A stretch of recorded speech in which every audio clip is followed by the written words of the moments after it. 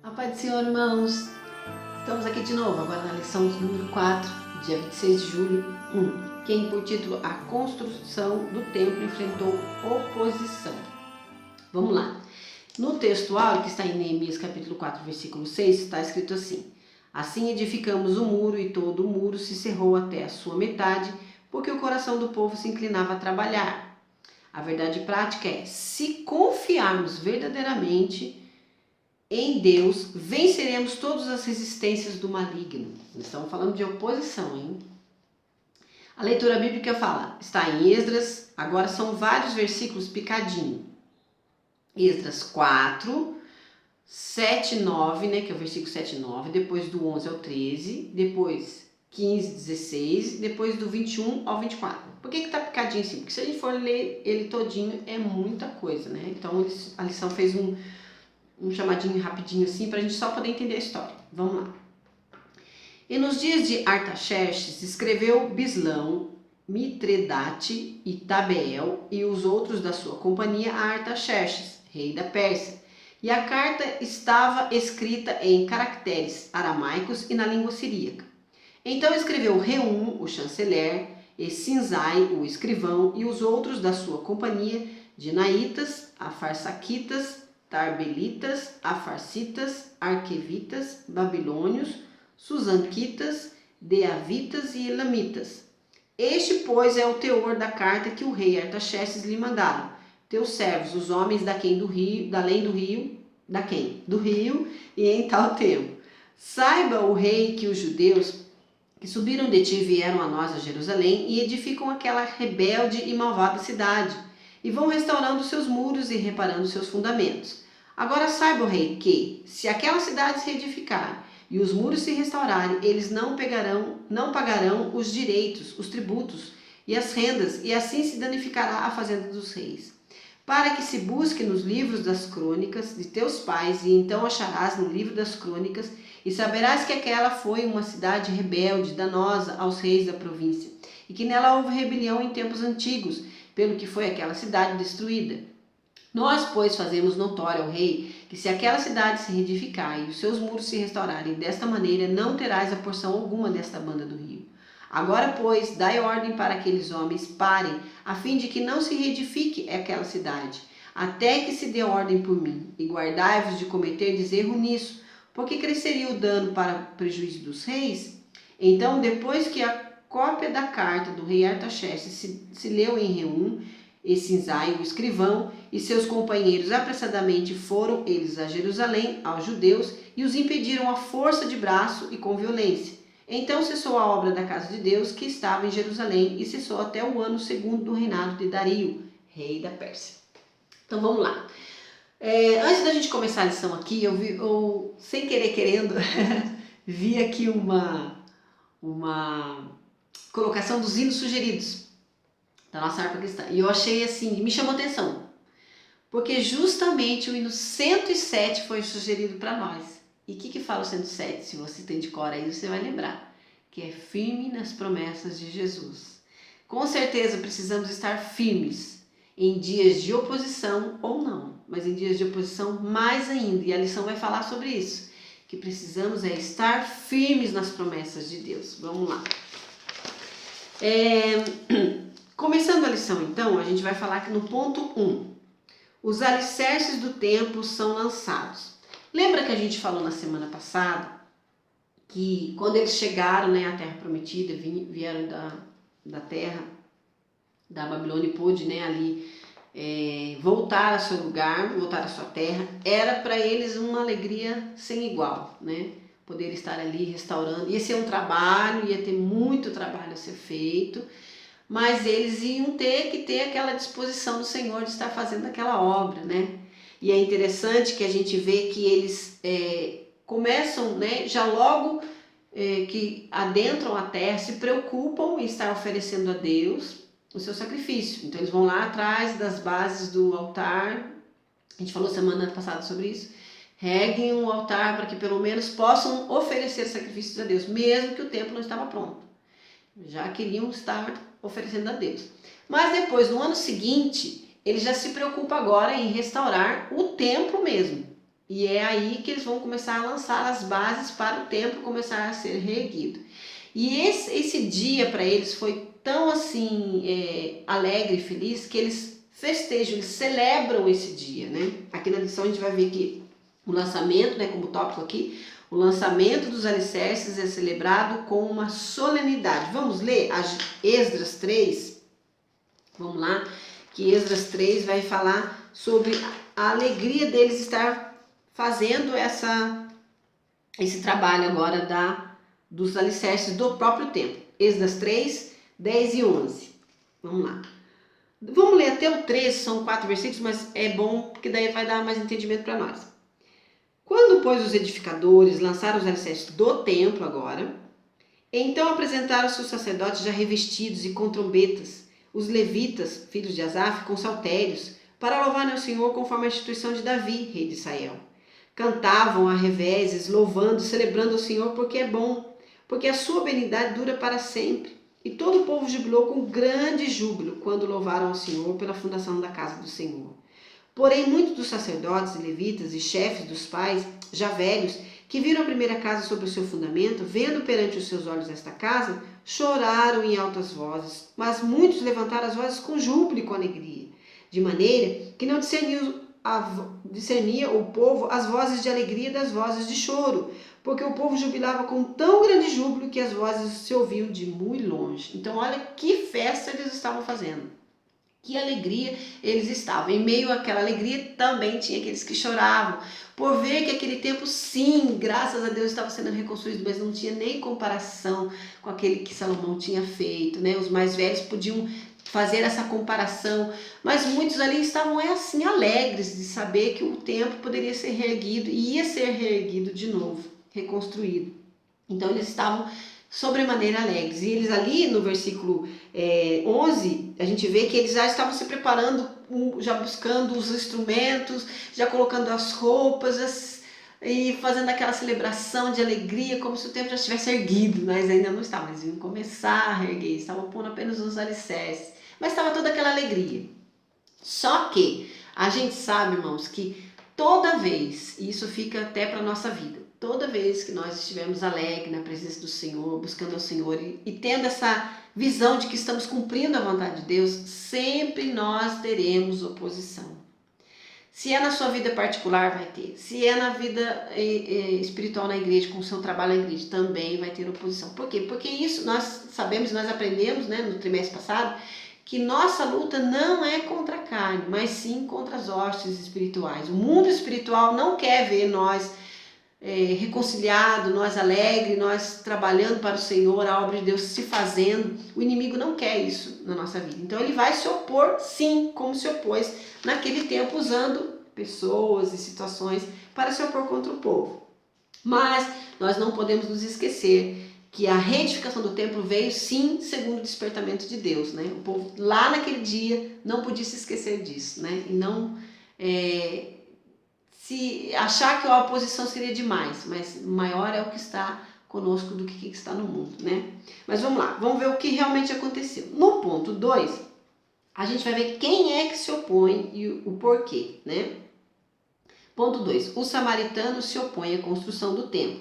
Entre os moradores da terra estavam os samaritanos. Você vai lembrar muito bem, se você já estudou e sabe quem são os samaritanos, que eles, na época em que Israel, né, o povo do norte, vamos dizer, o reino do norte, foi levado para a Síria, o rei da Síria, ele traz também da Síria e coloca pessoas ali no lugar de Samaria, né, para reabitar Samaria já conquistada. E esse transportar de povo de lá para cá e trazendo outro povo para morar em Samaria, o que acontece? O povo ali se contamina. Por quê? Porque eles, sendo de outro lugar, tendo outros deuses, amando outros deuses, né, reverenciando outros deuses, quando eles chegam na terra de Samaria, eles se misturam. Ou seja, eles acabam adorando também o Deus de Israel e os seus deuses. Então aquele povo, além de não ser um povo judeu puro, vamos dizer assim, porque havia o rei da Síria havia deixado alguns sacerdotes lá para ensinar, né, aquele povo como servir ao Deus de Israel, e eles se misturaram, tendo ali aquela, né, prosperando no sentido de ter outras famílias misturada com o povo judeu. E ali, então, esses samaritanos começam ali a reerguer um povo que não adorava ao Deus verdadeiro, né? Ele adorava a vários deuses, inclusive ao Deus verdadeiro. Então essa é assim a relutância do povo judeu contra os samaritanos, justamente por isso, por essa mescla de cultura, de religião, de maneira de viver, né, na sociedade, e não sendo como Deus realmente queria, né? Então você já conseguiu entender mais ou menos aí uma pincelada aí de quem eram os samaritanos. E justamente esse povo se opõe aos judeus que vêm do cativeiro ali para reerguer Jerusalém, o povo que vem de Judá, né, do povo em si, que vem ali querer reerguer aquela cidade de Jerusalém. Mas qual é a estratégia daqueles samaritanos? A primeira estratégia que eles, vamos dizer assim, que é o ponto-chave, né, a isca para essa oposição acontecer, eles pedem para que deixem ajudar na reconstrução. Vamos ler onde é isso? Esdras 4, no versículo, vamos ver onde que está. Aqui, no versículo 3, no 2 e 3 é melhor. Porque eles chegam para Zorobabel pedindo isso, vamos lá. Chegaram-se a Zorobabel e aos chefes dos pais e disseram-lhes: deixe-nos edificar convosco, porque, como vós, buscaremos ao vosso Deus, como também já lhe sacrificamos desde os dias de Esar-Adom, rei da Síria, que nos mandou vir para aqui. Porém, qual foi a resposta de Zorobabel? Porém, Zorobabel e Jesua, que é a mesma coisa que Josué, tá? Naquele tempo, essa pronúncia, que é o sacerdote, tá? Os outros chefes dos pais de Israel lhes disseram: não convém que vós e nós edifiquemos a casa a nosso Deus, mas nós sós a edificaremos ao Senhor, Deus de Israel, como nos ordenou o rei Ciro, rei da Pérsia. Então os samaritanos primeiro começam pedindo: deixa nós edificar com vocês. Esse tempo nós também adoramos o Deus de vocês, né? E põe aquela estratégia bem de boinha, né? Para poder querer erguer junto. Mas Zorobabel foi bem enfático e disse: não, nós vamos edificar sozinho. Porque Zorobabel sabia que aquele povo não era um povo puro e com certeza iria contaminar o templo, querendo colocar os seus deuses, né? Achando que tem direito naquele tempo porque ajudou a reconstruir. Mas ele entendia que não, isso era um papel dos judeus que Deus tinha dado a eles para que eles voltassem e reedificassem o templo. Então ele já nega logo de cara que não ia ajudar junto. Aí os samaritanos montam uma outra estratégia. Bom, já que eu não posso, com certeza eles devem ter ficado muito bravos, muito chateados. Eles montam uma outra estratégia, que vamos ler lá, ainda no capítulo 4 de Esdras, o versículo 4 e o versículo 5. Todavia, o povo da terra debilitava as mãos do povo de Judá e inquietava-os no edificar. Alugaram contra eles conselheiros para frustrarem o seu plano todos os dias de Ciro, rei da Pérsia, até o reinado de Dario, rei da Pérsia. Então, além deles ver que não davam, né, não tinham conseguido estar ali reedificando o templo com eles falam assim: bom, então vamos tentar atrapalhar. Né? Alugam pessoas, ou seja, pagam para homens ir lá tentar dar um conselho contra aquela construção. E se não bastasse ainda, eles vão lá e escrevem uma carta ao rei Artaxerxes, que é daquele tempo, né, para que ele impeça aquela obra. E o que eles fazem nessa carta? Né? É interessante a gente ver isso aí.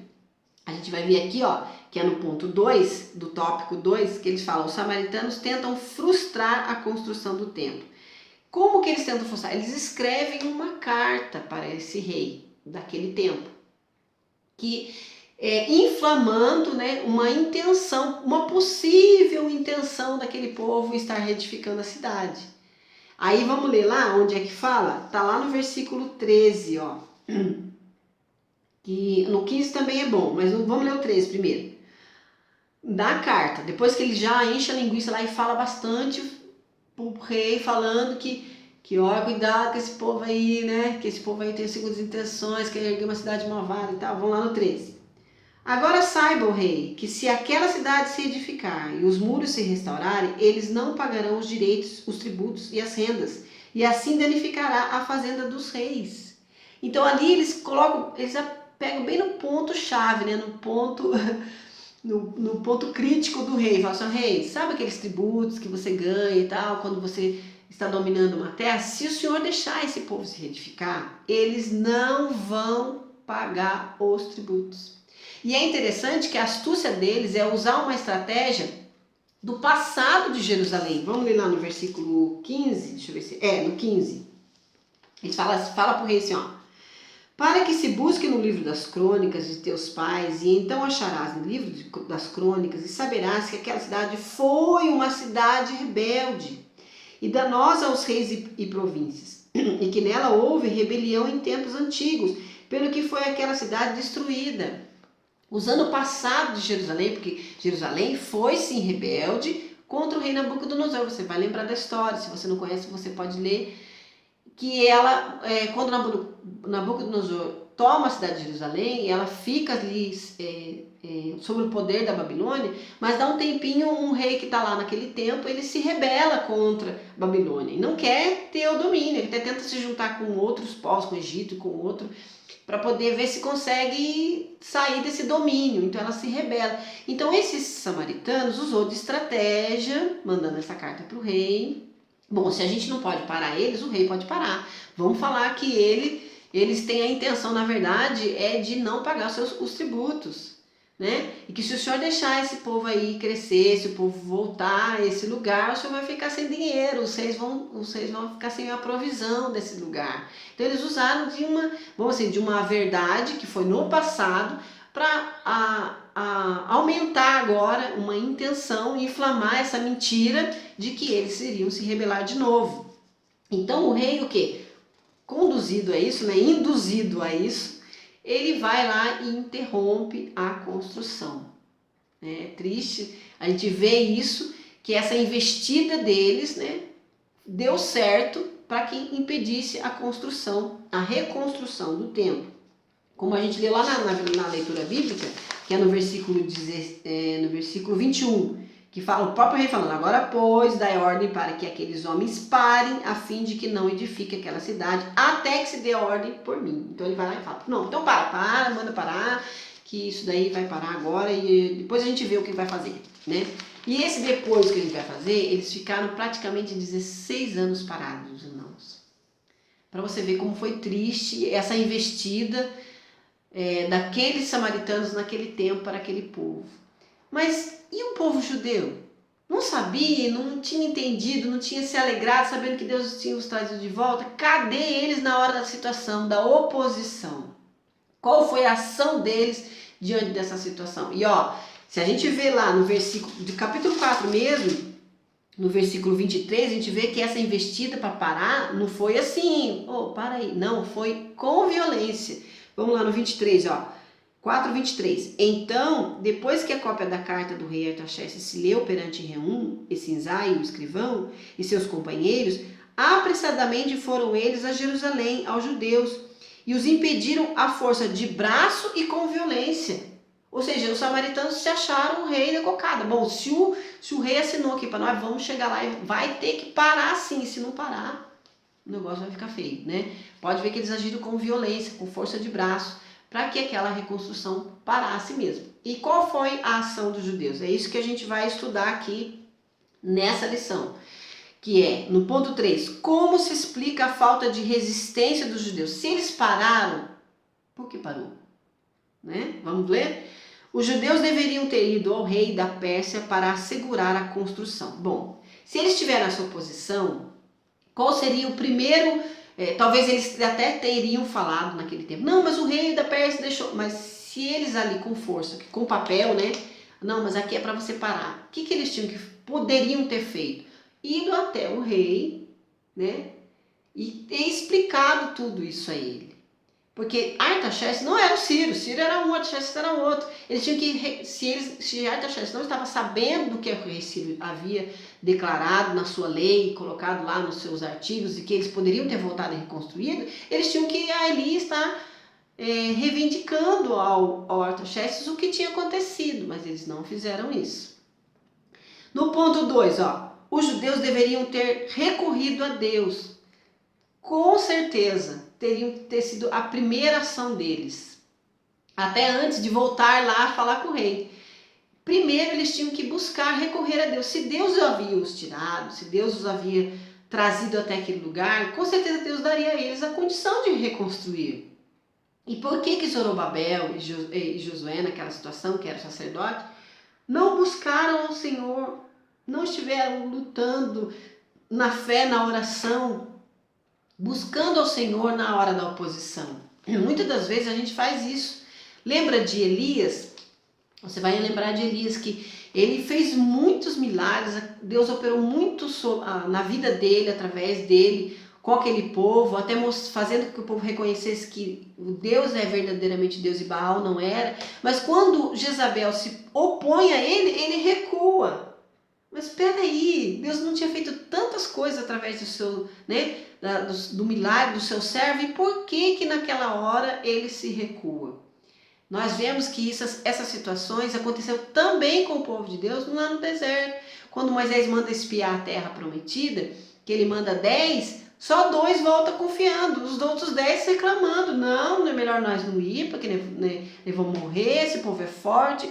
E por que isso aconteceu? Por falta de fé. Os 10 não acreditaram na promessa de Deus, que Deus havia dado a eles a terra, e com certeza ia dar condições. Se a terra era difícil, Deus iria dar condições. E essa situação aconteceu, infelizmente, com o povo que estava lá. Eles se alegraram, jubilaram até fazendo barulho de longe, naquele primeiro dia, se alegrando. Mas quando a oposição chegou, eles cruzaram o seu braço e disseram: e agora? O que a gente vai fazer? Mas deviam sim buscar ao Senhor, o dono da obra, o dono daquela obra. Aqui na lição colocam-se 2 exemplos. É lógico que a Bíblia tem muitos mais exemplos, mas tem 2 exemplos de reis que na hora da dificuldade, da oposição, buscaram o Senhor e tiveram vitória, tiveram livramento. Quais são esses reis? O primeiro é rei Ezequias. Quando Judá se vê cercada pelo rei da Síria, ele vai lá e convoca. O que ele faz? Ele convoca todo o povo a clamar, a buscar ao Senhor, se humilha na presença de Deus e Deus intervém por ele. E o que acontece? O anjo do Senhor feriu no arraial dos assírios, destruindo 185 mil pessoas. Isso está escrito em 2 Crônicas 32, do 21 e 22, ou 2 Reis 19 e 30. Deus intervém naquela situação, naquela oposição que o rei Ezequias estava, e dá vitória para ele. Qual o outro rei? O rei Josafá. Você vai lembrar dessa história mais ainda, porque essa história é linda. Que o rei Josafá se vê ameaçado por reis, dos amonitas e dos moabitas, e ele se vê: e agora como é que vai, o que vai acontecer? Aí ele reúne o povo, jejua, busca, ora, pede um livramento de Deus, e Deus dá a ele vitória, que o povo sai a ver, e nos campos do inimigo havia no outro dia só gente morta. Deus ali agindo por eles, em 2 Crônicas capítulo 21 ao 24. Põe todos os seus inimigos para correr, e Deus dá vitória para o rei Josafá também, através de buscar. Ele ainda fala assim: a peleja não será sua, mas a peleja é minha, eu lutarei por você. Fique vendo, fica aí de boinha que você vai ver o livramento do Senhor. E a mesma coisa, aquele povo, Zorobabel, naquela situação, eles também deveriam ter feito isso, buscado ao Senhor. Talvez, com certeza, não demoraria tanto tempo para reconstruir o templo, Deus poderia ter dado uma situação diferente para a vida deles. Mas outros motivos que a lição coloca aqui, de como se explicar essa falta de resistência, essa falta de não lutar, de não ir atrás, de não buscar a Deus, e não ver qual foi vamos dizer, mais motivos ainda para o povo judeu não ter ido atrás das suas promessas, não ter lutado por isso. A lição coloca agora no livro lá de Zacarias, vamos ler, porque a gente vai entender, irmãos, a gente estudando, a gente vai ver que Zacarias, os 3 últimos profetas aqui do Velho Testamento, Ageu, Zacarias e Malaquias, são contemporâneos dessa situação aí.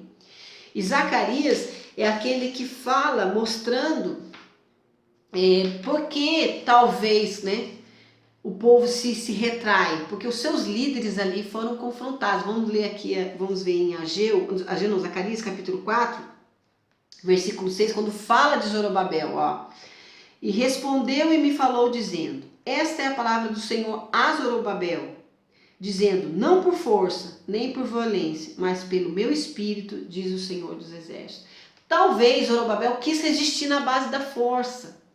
E não era assim que Deus queria que acontecesse. Talvez se eles se fosse na sua força, confiando na sua força, iam acabar mostrando que era um povo rebelde sim, que um povo que brigava, um povo que não estava sendo sujeito, mas eles tinham que ser assim pelo Espírito de Deus, né?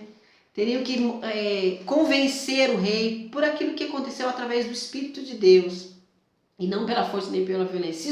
Se ele confiou na sua força, ele ali se retrai porque ele vê que sua força não ia acontecer nada, né? Não ia poder nada se ser feito. Então Deus fala através do profeta Zacarias a Zorobabel que não ia ser por força e nem por violência, mas pela ação do seu próprio Espírito, né? O Espírito de Deus. E Deus também fala com o sumo sacerdote Josué. Vamos ler lá em Zacarias capítulo 3, versículo... Se você ler o 1, o 2 e o 3 é melhor, porque é só o 3 que está citado aqui, porque ele fala assim, ora, Josué, vestido de vestidos sujos, estava diante do anjo. A visão que Zacarias tem é que vê Josué com vestidos sujos. E o que dá isso a entender para nós? É que ele se sentia indigno ou estava indigno diante daquela situação. E talvez por essa situação de se sentir indigno, ele se retrai e não busca o Senhor naquela situação de adversidade, de oposição.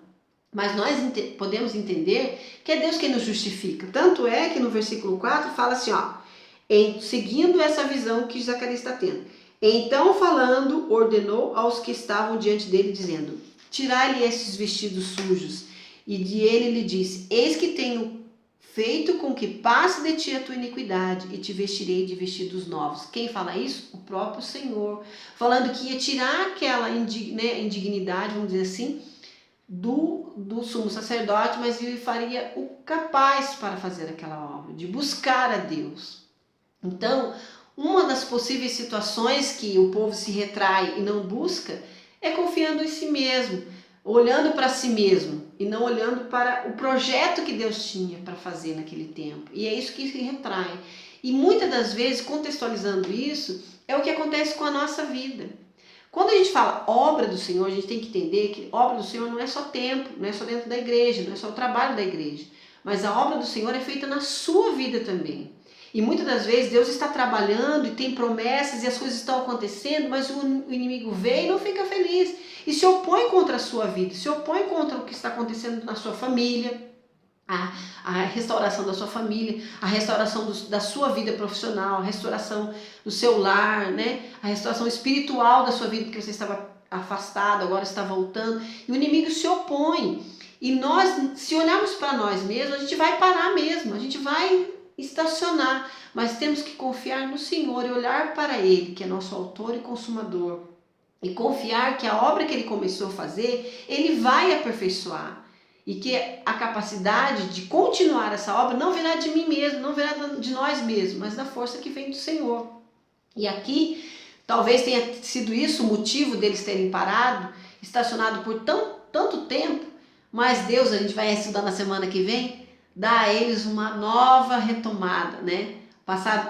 Vai se passar muito tempo, a gente sabe que esse tempo que eles param a reconstrução dá quase 16 anos, né? Mas Deus ali fala com eles de novo, dá a eles um trabalhar do Senhor e eles voltam a fazer a reconstrução. Mas aqui na lição a gente vai ver esse ponto de parada deles, né? Infelizmente, esse ponto de parada. Agora o último tópico que fala a reação, que é o tópico 4, a reação dos samaritanos quando os judeus cessaram a obra. Com certeza eles ficaram alegres, porque essa era a intenção, que eles parassem. Então, quando os samaritanos vê que eles param, aí era o jeito que eu queria, né? Mas vamos ver lá.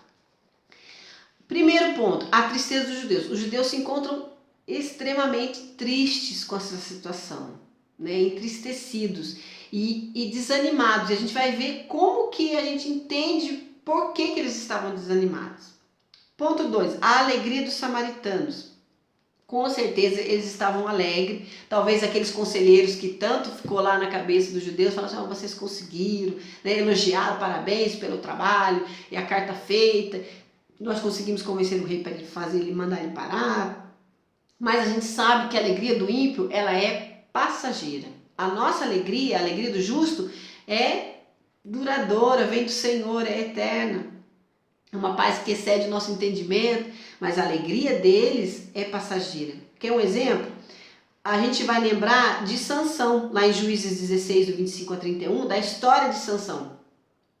Por muito tempo os filisteus ali combatendo com Sansão, e Sansão sempre tendo vitória. Mas quando eles vencem Sansão, cortam seu cabelo lá, aprisionam, deixam ele cego, aquele tempo de alegria onde eles até festejaram, né, colocaram lá a Sansão como vamos dizer assim, um insulto, não é insulto, é uma blasfema, né? Olha, o que tá vendo, nós pegamos ele, nós fizemos tudo contra ele, agora ele é nosso servo, ele não tem mais contra nós. Essa alegria dos filisteus durou pouco tempo, porque quando Sansão se repõe, se recoloca diante da presença de Deus e pede a misericórdia do Senhor, Deus devolve a ele a força e ele mata mais filisteus naquele dia do que toda a sua vida.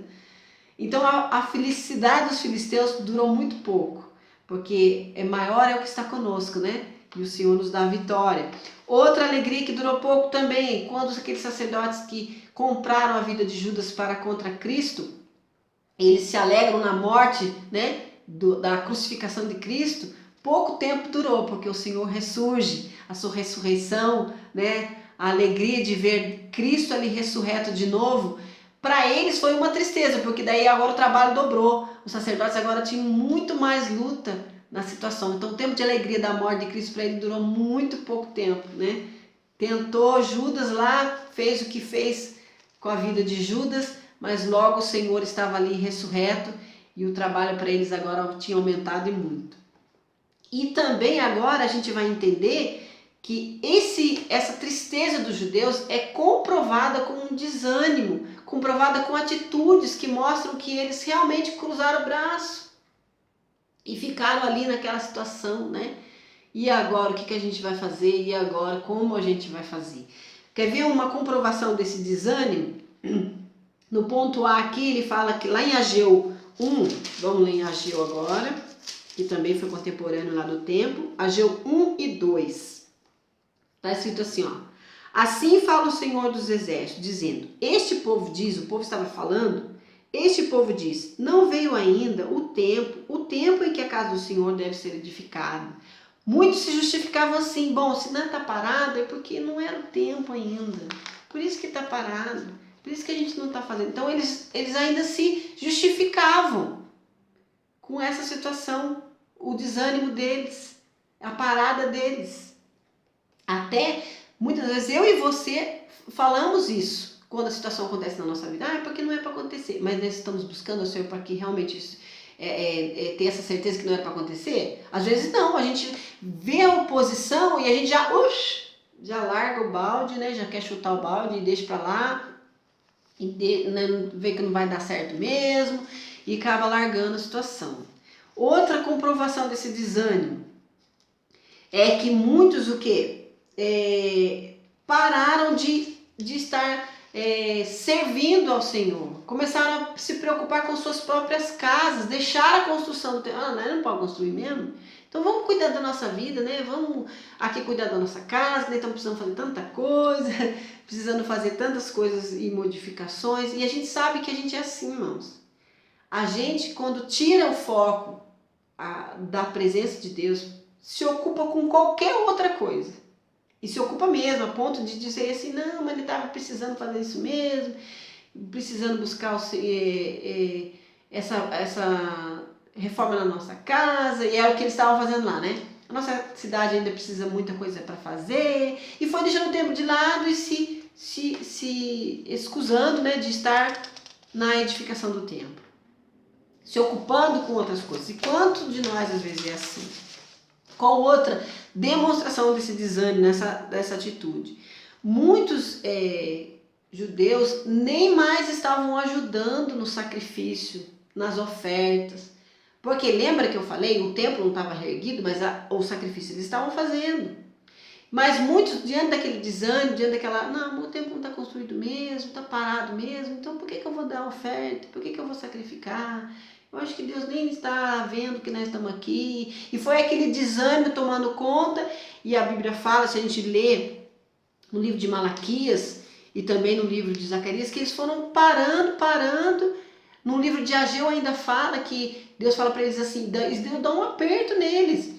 Vocês estão colocando, vocês trabalham, semeiam, fazem isso, mas vocês não colhem. Vocês colocam tudo como se fosse saco furado. Sabe por quê? Porque Deus estava o quê? Ó, não adianta vocês ficar fazendo isso que vocês estão querendo se afastar, mas não é esse o meu propósito. Eu quero que vocês estejam no templo, na reconstrução do templo. Então ali Deus dá um sim. Nesse tempo, a gente vai aprender na semana que vem, na aula da semana que vem, que Deus dá um chacoalhão neles. Ei, peraí, eu chamei vocês para esta obra, para que vocês estejam fazendo essa obra, reconstruindo, e por uma simples, vamos dizer, a gente fala simples, mas com certeza para eles eram pesada, uma oposição pesada, vocês largam todas as coisas.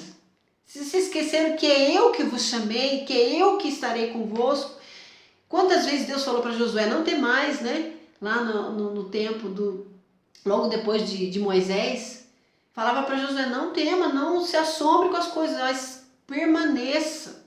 E essa era a intenção de Deus para aquele povo naquele tempo. Eles tinham que permanecer. Era uma obra que Deus tinha com eles, mas eles pararam, simplesmente deixaram a coisa rolar, né? Diante daquela oposição. E essa lição, ela quer nos despertar para isso. O povo ali parou, cruzou os braços por um bom tempo. Mas e você? Deus fazendo a obra na sua vida, Deus trabalhando na sua família, Deus trabalhando na sua vida espiritual. Você, diante de uma oposição, já cruza o braço e deixa, não dá mais, a luta está muito ferrenha, não consigo. Ou você tem confiado que Deus estará com você, que Deus estará te abençoando a vencer essa luta, essa oposição. Lembre-se que a Bíblia fala assim, que todo aquele que quer viver uma vida piedosa sofrerá perseguições. E não foi diferente para eles e não vai ser diferente para nós. Quando nós sim tentarmos fazer a obra de Deus, muito vai se levantar contra nós. Mas o Senhor estará conosco em todo momento da nossa vida. E nesse momento de pandemia, a contextualização disso aqui é fundamental.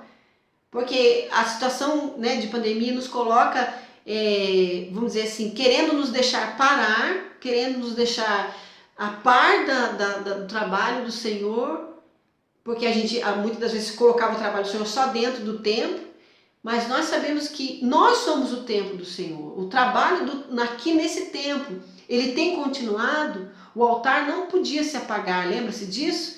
Na aliança passada, tinha-se o templo físico e o altar estava lá e não podia se apagar. E nós, que somos agora nessa nova aliança, o templo do Senhor, o altar que está dentro de nós, está se apagando, não devemos deixar se apagar. Como a gente falou na semana passada, a renovação desse altar. Se caso apagou, volte ao Senhor. Volte a estar na presença de Deus, confiando no Senhor. E essa obra precisa continuar, estar em contínuo. Porque, como eu falei, a obra de Deus não está só nas coisas físicas, mas também em nós que somos o templo do Senhor. Né? Você continua sendo a testemunha do Senhor para falar do Evangelho. Você, mesmo não estando sempre nos cultos, você continua sendo aquele que precisa ir e falar do amor de Deus e vivenciar com atitudes para que as outras pessoas possam conhecer o verdadeiro Deus. Então essa lição fica para esse confronto. E semana que vem, se Deus quiser, estaremos juntos de novo, falando desse continuar de Deus. Deus continua, a obra foi do Senhor e Deus chamou, e Deus vai fazer com que o povo viva isso. Vai sim o povo sofrer por esse tempo? Vai, mas Deus vai trazer esse renovo, essa capacidade de cumprir a vontade de Deus, de estar reerguendo o templo, porque o templo foi sim reerguido, depois de um bom tempo, mas ele foi sim reerguido. Teve oposição? Teve. Mas o Senhor é Deus para cumprir a sua promessa na nossa vida. E isso você jamais deve se esquecer. Amém? Que Deus fale no seu coração e continue falando. E deixa Deus avivar o seu coração para você trabalhar e ter muito ânimo, mesmo que se levante oposições contra você, contra a sua família, contra a sua vida na presença de Deus. Lembre-se que é Deus quem nos justifica. Amém? Eu agradeço a todos.